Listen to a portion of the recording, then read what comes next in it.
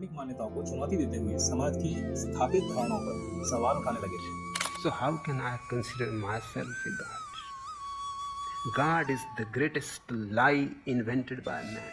God becomes the Father. और जो आनंदित है वही आनंद बांट सकता है। स्मरण मेडिटेशन, कुंडलिनी मेडिटेशन, नाद ब्रह्म मेडिटेशन प्रमुख थे।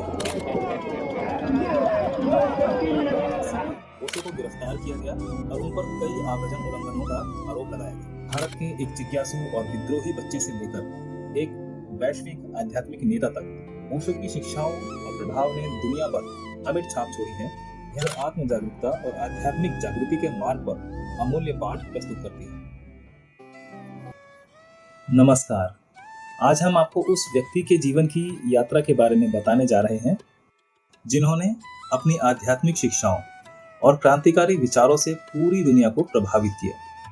जी हाँ, हम बात कर रहे हैं ओशो की, जिन्हें भगवान आचार्य रजनीश और चंद्रमोहन जैन के नाम से भी जाना जाता है।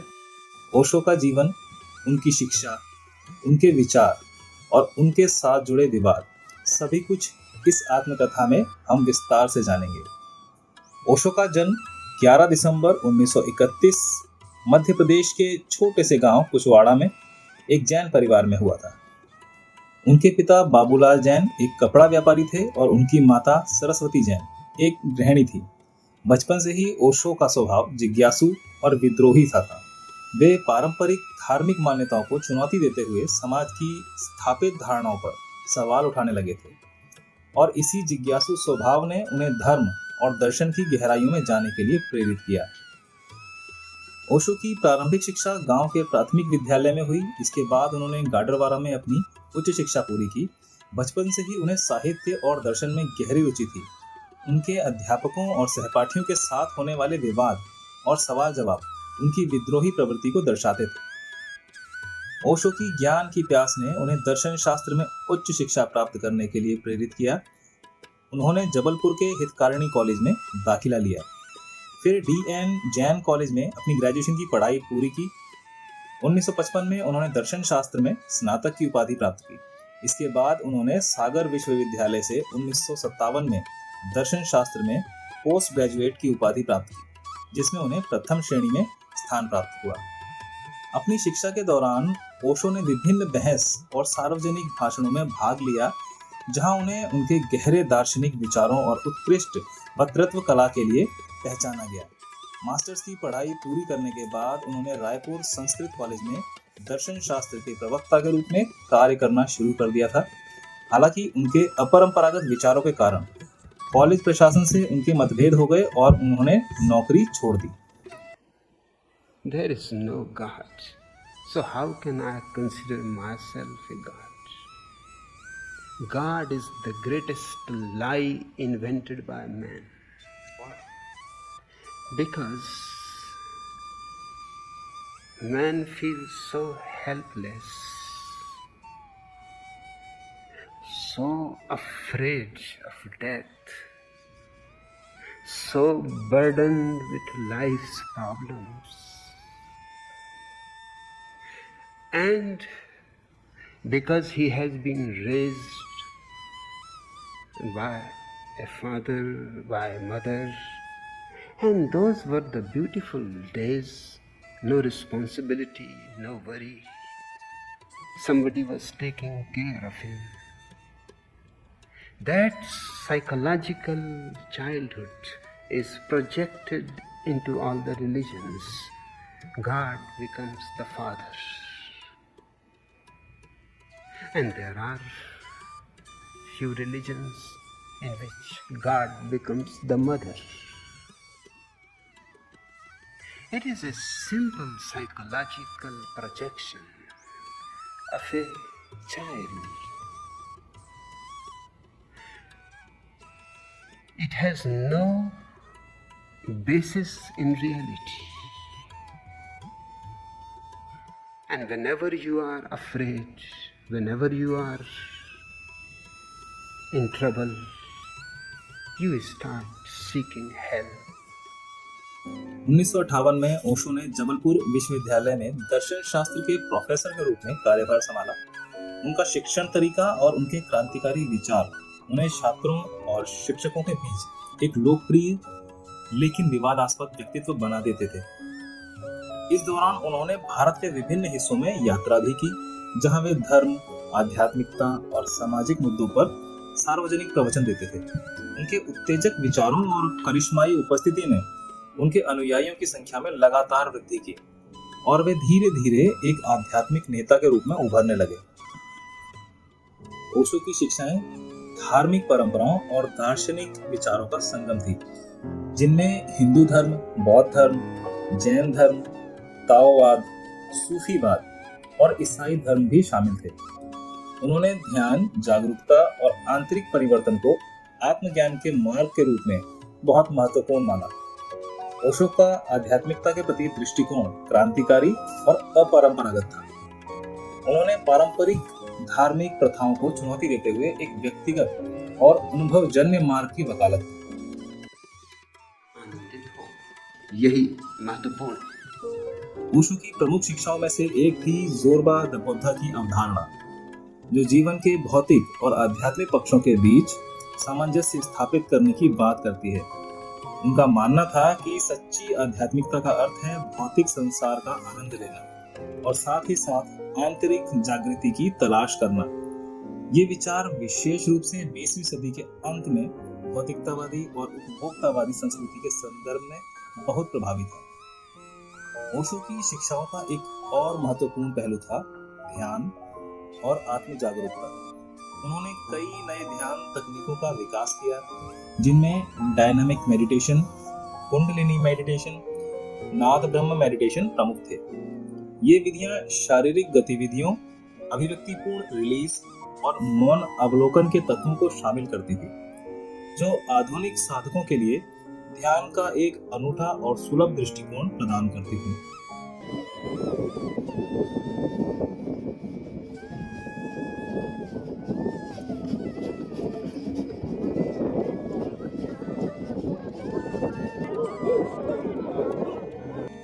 ...1960 के दशक के अंत तक और 1970 के दशक की शुरुआत में ओशो के अनुयायियों की संख्या तेजी से बढ़ी, जिसके परिणाम स्वरूप 1974 में पुणे, भारत में रजनीश आश्रम की स्थापना हुई। आश्रम आध्यात्मिक साधकों का एक केंद्र बन गया, जहां विभिन्न ध्यान कार्यक्रम, चिकित्सा और कार्यशालाएं संचालित की जाती थीं। ये सभी गतिविधियां व्यक्तित्व विकास और आत्मिक जागृति की दिशा में थीं। आश्रम का जीवंत और विविध वातावरण दुनिया भर से हजारों अनुयायियों को आकर्षित करता था, जिनमें से कई पश्चिमी देशों से भी थे। पुणे आश्रम की विशेषता सामुदायिक जीवन, रचनात्मक अभिव्यक्ति और समग्र स्वास्थ्य पर जोर देना था। ये व्यक्तियों के लिए अपनी चेतना का अन्वेषण करने और आंतरिक परिवर्तन को बढ़ावा देने के लिए विभिन्न प्रथाओं में भाग लेने का स्थान था। आश्रम की गतिविधियों में ध्यान सत्र, गतिशील कार्यशालाएं, चिकित्सकीय प्रक्रियाएं और कलात्मक प्रयास शामिल थे, जो एक गतिशील और समावेशी समुदाय का निर्माण करते थे। हालांकि इसकी लोकप्रियता के बावजूद आश्रम को भी महत्वपूर्ण विरोध और विवादों का सामना करना पड़ा। ओशो के अपरंपरागत विचारों, विशेष रूप से कामुकता, संबंधों और सामाजिक मानदंडों पर उनके विचारों ने पारंपरिक धार्मिक समूहों और भारतीय समाज के रूढ़िवादी तत्वों से आलोचना को जन्म दिया। इसके अलावा आश्रम के बढ़ते प्रभाव और विदेशी आगंतुकों के प्रवाह ने स्थानीय अधिकारियों में चिंताएं पैदा कर दी थी, जिससे कानूनी और नियामक चुनौतियां भी सामने आई। 1981 में स्वास्थ्य समस्याओं और भारत में सरकारी दबाव के कारण ओशो ने अमेरिका जाने का निर्णय लिया। वहां उन्होंने ओरेगन में 64,000 एकड़ की भूमि पर रजनीशपुरम नामक एक नए कम्यून की स्थापना की। इस कम्यून का उद्देश्य एक आत्मनिर्भर समुदाय बनाना था, जहां निवासी सामंजस्य पूर्वक रहते हुए अपनी आध्यात्मिक प्रथाओं का पालन कर सके। रजनीशपुरम का तेजी से विकास हुआ और वहां हजारों अनुयायी रहने लगे, जिन्होंने बुनियादी ढांचे के निर्माण में योगदान दिया, जिसमें सिर्फ आवास, सड़कें और सामुदायिक सुविधाएं शामिल थी। कम्यून ने विभिन्न व्यवसायों का संचालन किया, जिनमें खेती, निर्माण, आतिथ्य उद्योग शामिल थे, जो अपनी गतिविधियों का समर्थन करने के लिए आय उत्पन्न करते थे। अपने चरम पर रजनीशपुरम में 7,000 से अधिक निवासी थे, जो इस संयुक्त राज्य अमेरिका के सबसे बड़े योजनाबद्ध समुदायों में से एक थे। हालांकि रजनीशपुरम के तेजी से विकास और अपरंपरागत प्रथाओं ने स्थानीय निवासियों और अधिकारियों के साथ संघर्षों को जन्म दिया। भूमि उपयोग, जल अधिकार और स्थानीय राजनीति पर कम्यून के प्रभाव जैसे मुद्दों पर तनाव बढ़ गया।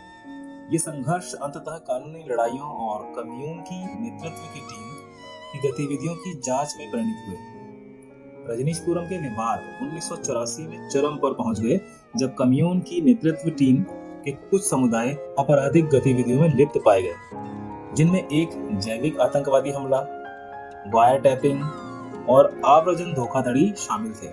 ये कार्यवाहियां स्थानीय चुनावों पर प्रभाव डालने के और आसपास के क्षेत्र पर नियंत्रण को मजबूत करने की व्यापक रणनीति का हिस्सा थे। अक्टूबर 1985 में ओशो को गिरफ्तार किया गया और उन पर कई आव्रजन उल्लंघनों का आरोप लगाया गया। एक लंबी कानूनी लड़ाई का सामना करने के बाद उन्होंने एक दलील समझौते में प्रवेश किया, जिसके परिणाम स्वरूप उन्हें संयुक्त राज्य अमेरिका ने निर्वासित कर दिया और 5 वर्षों के लिए पुनः प्रवेश पर प्रतिबंध लगा दिया। उनके प्रस्थान के बाद रजनीशपुरम को विघटित कर दिया गया और इसके निवासी अलग अलग स्थानों पर चले गए। संयुक्त राज्य अमेरिका छोड़ने के बाद ओशो ने कई देशों की यात्रा की और अंततः 1986 में भारत लौट आए।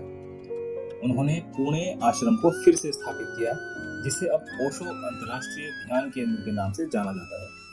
ये केंद्र आज भी सक्रिय है। अपने अंतिम वर्षों में ओशो ने प्रवचन देना जारी रखा और नई ध्यान तकनीकों का विकास किया, जिसमें ध्यान और दैनिक जीवन के एकीकरण पर विशेष जोर दिया गया। Meditation has nothing to do with controlling the mind, because every control is a kind of repression, and that which is repressed will take its revenge. Whenever you will relax a little, the mind that was in control will immediately come up and start with vengeance to stir up everything within you. Meditation is not control, because control creates tension and meditation is based on relaxation.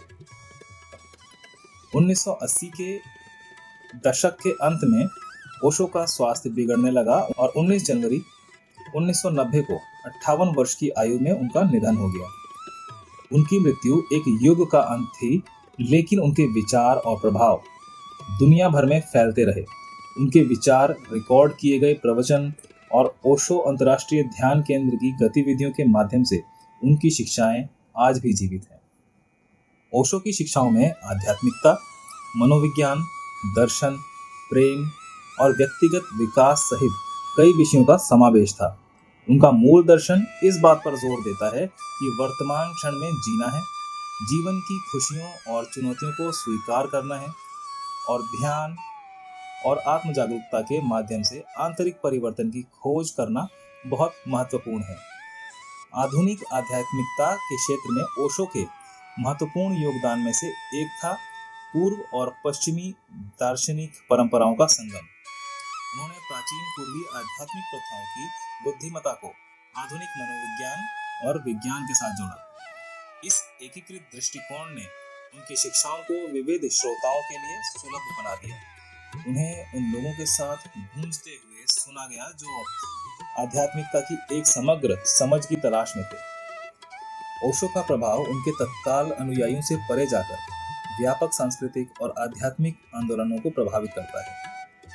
ध्यान और जागरूकता पर उनका जोर पश्चिम में इन प्रथाओं की लोकप्रियता में योगदान देता है। इसके अलावा व्यक्तिगत स्वतंत्रता, रचनात्मकता और आत्म अभिव्यक्ति पर उनके विचारों ने कई लोगों को जीवन के नए तरीके और होने के तरीकों का अन्वेषण करने के लिए प्रेरित किया। ओशो की विरासत बहुस्तरीय है, जिसमें उनकी गहन आध्यात्मिक शिक्षाएं और उनके जीवन से जुड़े विवाद दोनों शामिल हैं। उनका प्रभाव ओशो अंतर्राष्ट्रीय ध्यान केंद्र की गतिविधियों, और उनकी पुस्तकों और रिकॉर्ड किए गए प्रवचनों की व्यापक उपलब्धता के माध्यम से आज भी महसूस किए जा सकते हैं। ध्यान और व्यक्तिगत परिवर्तन पर ओशो की शिक्षाओं का आधुनिक आध्यात्मिक और मनोवैज्ञानिक प्रथाओं पर एक स्थायी प्रभाव पड़ा है। उनके द्वारा विकसित किए गए ध्यान तकनीक जैसे डायनामिक मेडिटेशन आज भी प्रचलित हैं और आत्म जागरूकता और आंतरिक शांति प्राप्त करने की दिशा में साधकों द्वारा अपनाए जा रहे हैं। इसके अलावा भौतिक और आध्यात्मिक प्रयासों को सामंजस्यपूर्ण ढंग से मिलाने पर उनके विचार उन लोगों के साथ गूंजते हैं जो जीवन में संतुलन और एकीकृत दृष्टिकोण की तलाश में है। हालांकि उनके जीवन को विवादों और कानूनी चुनौतियों ने घेर लिया था, ओशो के आधुनिक आध्यात्मिकता और मनोविज्ञान में योगदान को आज भी महत्वपूर्ण माना जाता है। उनके विचारों का अनूठा संगम और ध्यान के प्रति उनका अभिनव दृष्टिकोण दुनिया भर के असंख्य व्यक्तियों के जीवन को समृद्ध करता है। ओशो का जीवन अन्वेषण, नवाचार और परिवर्तन की यात्रा थी। भारत के एक जिज्ञासु और विद्रोही बच्चे से लेकर एक वैश्विक आध्यात्मिक नेता तक ओशो की शिक्षाओं और प्रभाव ने दुनिया पर अमिट छाप छोड़ी है। ध्यान, आत्म जागरूकता और वर्तमान क्षण में जीने पर उनका जोर आज भी व्यक्तियों को उनके जीवन में गहरी अर्थ और पूर्णता की तलाश करने के लिए प्रेरित करता है। ओशो के जीवन और शिक्षाओं पर विचार करते हुए हम उनकी अंतर्दृष्टियों की गहराई और उनकी कृतियों के स्थायी प्रभाव की सराहना कर सकते हैं। ओशो की यात्रा गहन अन्वेषण और परिवर्तन की थी, जो आत्म जागरूकता और आध्यात्मिक जागृति के मार्ग पर अमूल्य पाठ प्रस्तुत करती है। और आपके साथ इस यात्रा में शामिल होना हमारे लिए एक सम्मान की बात थी। आशा करते हैं कि ओशो के जीवन और शिक्षाओं पर आधारित ये वीडियो आपके लिए एक प्रेरणादायक रहा होगा। फिर मिलेंगे। धन्यवाद। अगर आपको ये वीडियो पसंद आया हो तो प्लीज़ इस वीडियो को लाइक करें और इस चैनल को सब्सक्राइब करें ताकि इसी तरह के जानकारी से भरे हुए वीडियोस बनाने का मोटिवेशन मुझे मिलता रहे।